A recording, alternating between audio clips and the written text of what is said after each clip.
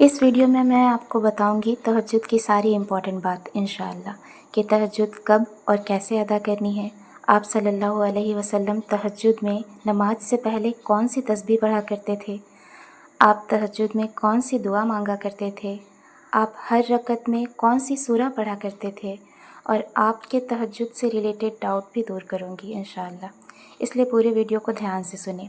رب اشرح لی صدری ویسر لی امری واحلل عقدۃ من لسانی یفقہوا قولی۔ ہر رات اللہ تہجد کے وقت پہلے عرش پر آتا ہے اور اللہ تعالیٰ فرماتا ہے، کیا کوئی ایسا ہے جو مجھ سے کچھ مانگے تاکہ میں اسے دے دوں؟ کیا کوئی ایسا ہے جو مجھ سے معافی مانگے تاکہ میں اسے معاف کر دوں؟ کیا کوئی ایسا ہے جو پریشان ہے تاکہ میں اسے راحت دے دوں؟ کیا کوئی ایسا ہے جو تکلیف میں ہے تاکہ میں اسے آرام دے دوں؟ اس لیے جو بھی ہماری دعا ہے اس کو تہجد میں ہمیں مانگ ہی لینی چاہیے، کیونکہ تہجد میں مانگی گئی دعا ایک ایسے تیر کے جیسی ہے جس کا نشانہ کبھی نہیں چوکتا۔ آپ صلی اللہ علیہ وسلم نے فرمایا کہ تہجد فرض نماز کے بعد سب سے بہترین نماز ہے۔ ایک حدیث میں یہ بھی آیا ہے کہ اللہ فرماتا ہے، اے میرے بندے، اگر تم میں سے سبھی پہلے اور آخری، زندہ اور مردہ، چھوٹے اور بڑے، ایک ساتھ کھڑے ہو کر مجھ سے مانگے اور میں ہر ایک کو دے دوں تو بھی میرے خزانے میں کوئی بھی کمی نہیں ہوگا سوائے ایک سمندر سے ایک سوئی نکالنے جتنی۔ آپ صلی اللہ علیہ وسلم جب تہجد کے لیے اٹھتے تو بنا سستی کیے فوراً اٹھ جاتے۔ ام المومنین عائشہ صدیقہ رضی اللہ تعالی عنہ فرماتی ہیں، آپ جب تہجد کے لیے اٹھتے تو سب سے پہلے یہ پڑھتے، اللہ اکبر 10 بار، الحمدللہ 10 بار، سبحان اللہ و بحمدہ 10 بار، سبحان الملک القدوس 10 بار، استغفر اللہ 10 بار، لا الہ الا اللہ 10 بار، اللہم اعوذ بک من ضیق الدنیا و ضیق یوم القیامہ 10 بار، اللہم اغفر لی واہدنی وارزقنی وعافنی، اس کے بعد وضو کے لیے جاتے۔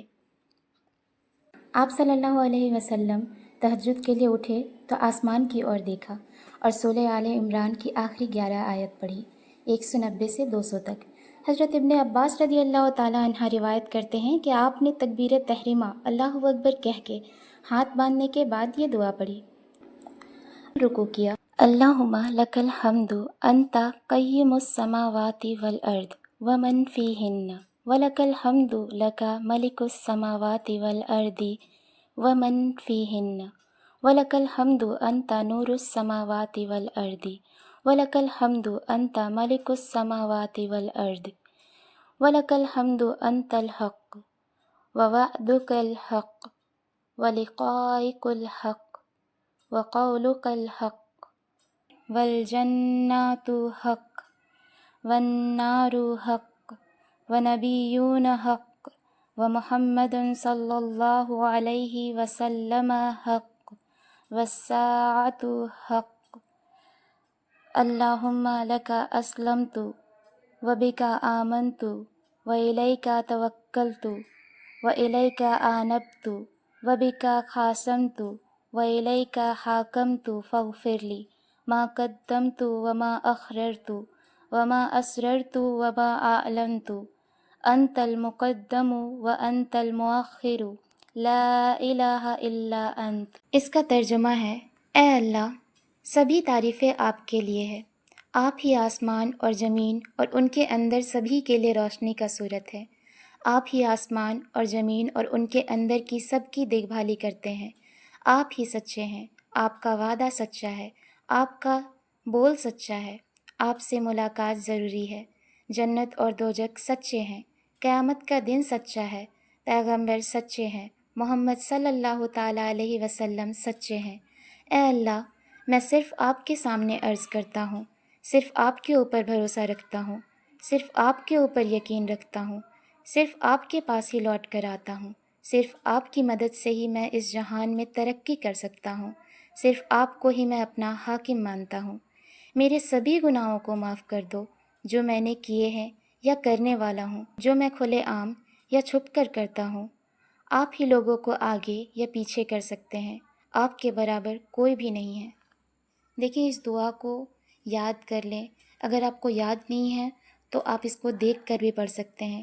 لگاتار پڑھتے رہیں گے تو انشاءاللہ تعالیٰ پڑھتے پڑھتے ہی آپ کو یاد ہو جائے گی، یاد کرنے کی ضرورت بھی نہیں پڑے گی۔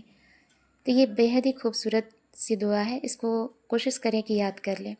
ضروری نہیں کہ آپ اسے تہجد میں ہی پڑھیں، کوئی بھی وقت آپ اسے چاہیں تو آپ اسے پڑھ سکتے ہیں۔ حضرت حذیفہ رضی اللہ تعالیٰ عنہ نے آپ کو تہجد پڑھتے دیکھا تو انہوں نے دیکھا کہ آپ نے سورہ فاتحہ کے بعد سورہ بقرہ پڑھی، پھر طویل رکوع کیا۔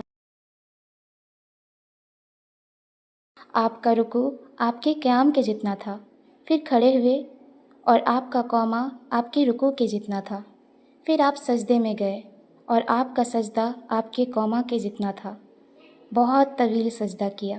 پھر سجدے سے جب سر اٹھایا تو دونوں سجدے کے درمیان بھی بہت دیر تک بیٹھے رہے اور آپ کا جلسہ آپ کے سجدے کے جتنا تھا۔ سوچیں اتنے دیر تک آپ صلی اللہ تعالیٰ علیہ وسلم نماز پڑھتے رہے اور اپنے پہلی رکعت میں سورہ بقرہ پڑھی، دوسرے میں آل عمران پڑھا، تیسرے میں سورہ النساء پڑھا اور چوتھے میں سورہ مائدہ پڑھا۔ ان 4 رکعتوں میں ان 4 سوروں کو پورے مکمل پڑھا۔ کبھی کبھی دیکھیں آپ صلی اللہ تعالیٰ علیہ وسلم ایک سورے کو پورا کا پورا مکمل پڑھ دیتے تھے اور کبھی کبھی ایک آیت پر ہی ختم کر دیتے تھے۔ تو یہ انسان پر ڈیپینڈ کرتا ہے کہ ان کی کتنی طاقت ہے اور وہ کتنا زیادہ دیر تک وہ نماز ادا کر سکتے ہیں۔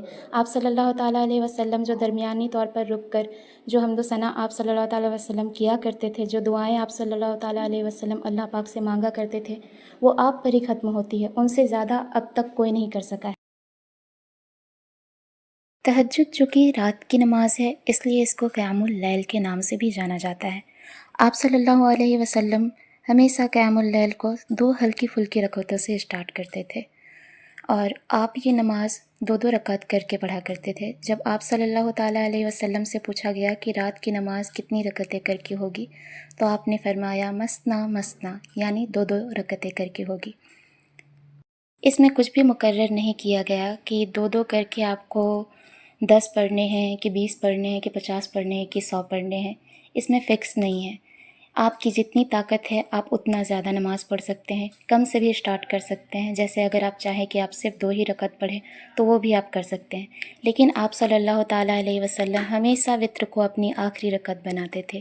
تو آپ بھی کوشش کریں، جب بھی ارادہ کریں کہ تہجد آپ کو ادا کرنی ہے تو آپ عشاء کی نماز میں وتر کو چھوڑ دیں اور جب صبح کو اٹھیں تہجد کے لیے تو یہ 2 رکعت کر کے آپ کو جتنی بھی رکعتیں آپ کو ادا کرنی ہے تہجد میں وہ آپ ادا کر لیں۔ اس کے بعد آخری رکعت میں آپ وتر کو کریں، یعنی کہ اگر آپ وتر کو 5 رکعت بھی کر سکتے ہیں، 3 رکعت بھی کر سکتے ہیں اور 1 رکعت بھی کر سکتے ہیں۔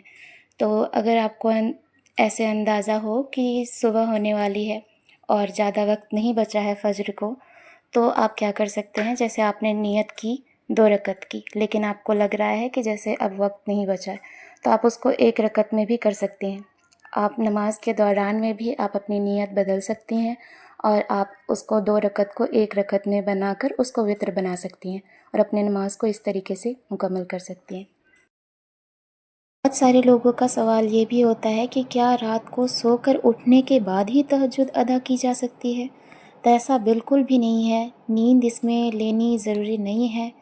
یہ رات کی نماز ہے جو کہ رات کے تیسرے پہر میں کرنا سب سے بہترین ہے، اور اگر آپ کسی بھی وجہ سے اگر آپ جاگے رہ جاتے ہو اور آپ کو تہجد کا وقت مل جاتا ہے تو آپ اس وقت نماز ادا کر سکتی ہیں، چاہے کہ آپ سوئی ہوں یا نہیں سوئی ہوں، کہ سو کر اٹھی ہو یا جاگے ہی رہ گئے ہوں اور آپ نے نماز ادا کی، آپ کی نماز ہو جائے گی، سونا اس میں لازم نہیں ہے۔ اور ایک سوال ہوتا ہے کہ کیا بنا فرض نماز کو ادا کیے ہم تہجد ادا کر سکتے ہیں؟ تو دیکھیے سب سے امپورٹنٹ بات ہے کہ جو فرض نمازیں ہیں وہ ہم پر فرض ہے، یعنی کہ اس کو ہمیں ادا کرنی ہی کرنی ہے، اس کے بارے میں ہم سے قیامت کے روز میں سوال کیا جائے گا۔ جبکہ جو تہجد کی نماز ہے وہ نفل نماز میں آتی ہے، تو اس کا مطلب یہ ہے کہ آپ اس کو ادا کر سکتی ہیں، ادا کرنے سے بہت اچھا ہے، اور اگر آپ ادا نہیں کریں گی تو آپ کو اس میں گناہ نہیں ہے، لیکن وہ فرض نماز کو اگر آپ چھوڑتی ہیں تو آپ کو اس میں گناہ ہے۔ لیکن اگر آپ کو ایسا ہے کہ آپ तहज्जुद ही अदा करना चाह रही हैं फ़र्ज़ नमाज को छोड़ करके, मेरी सलाह तो ये होगी कि आप पहले फ़र्ज़ नमाज पढ़ें, उसके बाद तहज्जुद अदा करें। लेकिन अगर आप तहज्जुद अदा करना चाह रही हैं तो आप कर सकती हैं, ऐसा बिल्कुल भी नहीं है कि आप नहीं कर सकती हैं। आप करें, इंशाअल्लाह ताला आपको वो नमाज अदा करते करते अल्लाह आपको अपने करीब किस तरीके से ले लेगा आपको पता भी नहीं चलेगा कि आप इंशाअल्लाह फ़र्ज़ के भी पाबंद हो जाएंगे। तो जो रात के आखिरी तिहाई हिस्से में पढ़ी जाती है, तो इसका पता आपको कैसे लगाना है ये मैं आपको बता दूं। क्योंकि सबकी जगह में और मौसम के हिसाब से मगरिब और फजर की अजान में फ़र्क होता है, तो आप अपनी जगह की मगरिब और फजर के वक्त को नोट कर लें।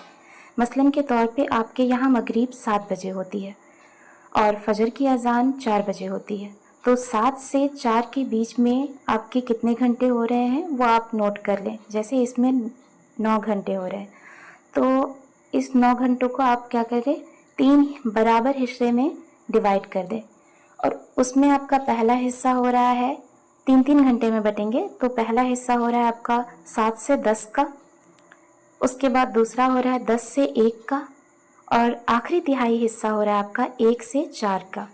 तो ये 1 से 4 के बीच का जो ये वक्त है ये है आपका तहज्जुद का। इस वक्त आप उठें और उठकर नमाज अदा कर लें। देखें, ये आप सल्लल्लाहु ताला अलैहि वसल्लम पर तहज्जुद फ़र्ज़ था, हम पर फ़र्ज़ नहीं है, क्योंकि ऐसे भी आप देख लें कि ये 5 वक्त का जो नमाज है वो ही इस उम्मतियों पर भारी पड़ रहा है, तो इसलिए आप सल्लल्लाहु ताला अलैहि वसल्लम ने और अल्लाह पाक ने ये मेहरबानी की हम पर ही कि ये तहज्जुद को फ़र्ज़ नहीं बताया। बाकी इसकी अहमियत बहुत ज़्यादा है, बहुत ज़्यादा सवाब है, तो इसलिए कोशिश करें कि इसको अदा करें। और एक बात, अगर आप नमाज अदा अभी नहीं कर रही हैं तो इन दिनों भी आप वो जो ज़िक्र मैंने आपको आप सल्लल्लाहु ताला अलैहि वसल्लम जो पढ़ा करते थे उसके बारे में जो बताया, वो आप सोए सोए लेटे लेटे बेड पर भी पढ़ सकती हैं। उसमें आपको वुज़ू करने की भी ज़रूरत नहीं है, पाक रहने की भी ज़रूरत नहीं है। तो बाकी के दिनों में भी पढ़ें और उन दिनों में भी ज़्यादा से ज़्यादा पढ़ने का कोशिश करें। और एक इम्पॉर्टेंट बात, एक हदीस में ये भी आया है, सहीह अल बुखारी की हदीस है, जिसमें कि कहा गया है कि रात को सोने से पहले जिसने सूरह बकरा की आखिरी 2 आयत को पढ़ी, तहज्जुद पढ़ने के बराबर उसको सवाब होगा। इंशाअल्लाह तो इस अमल को भी ज़रूर से करें। जज़ाकुमुल्लाहु खैरन कसीरा। फ़र्ज के भी पाबंद हो जाएंगे।